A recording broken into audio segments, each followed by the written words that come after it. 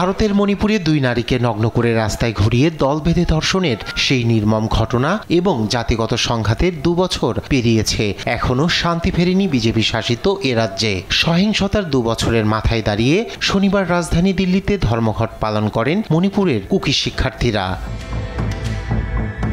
2023-এ নিহতদের স্মরণে 1 মিনিট নীরবতা পালন করে শ্রদ্ধা জানান তারা। কর্মসূচি থেকে রাজ্যের বাসিন্দাদের নিরাপত্তার পাশাপাশি পৃথক প্রশাসনিক ব্যবস্থার জোর দাবি ওঠে।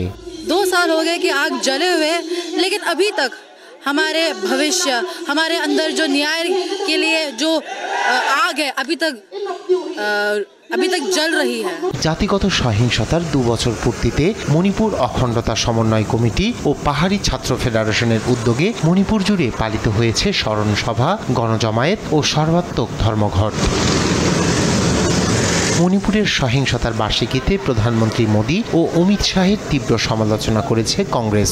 দলটির সাধারণ সম্পাদক জয়রাম রমেশ বলেন, সহিংসতা ঠেকাতে ব্যর্থ হয়েছে বিজেপি সরকার। প্রধানমন্ত্রী মোদী বিশ্ব ভ্রমণ করলেও মণিপুর এড়িয়ে যাচ্ছেন বলেও অভিযোগ তার।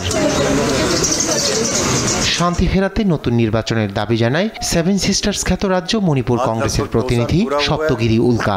মোদীজি নে আপনি চুপ্পি তোড়িনি। আমরা মণিপুর নিয়ে আলোচনার দাবি জানিয়ে আসছি, কিন্তু মোদীজি তার নিরাপত্তা ভাঙেননি। রাষ্ট্রপতি শাসন জারি হওয়া সত্ত্বেও বর্তমান পরিস্থিতি স্বাভাবিক নয়। এই মুহূর্তে মোদী সরকারের ওপর আর আস্থা নেই। আমরা নতুন নির্বাচনের দাবি জানাই, যেন মণিপুরে একটি জনপ্রিয় জনপ্রতিনিধি সরকার নির্বাচিত হতে পারে। আমাদের নেতা শ্রী রাহুল গান্ধী।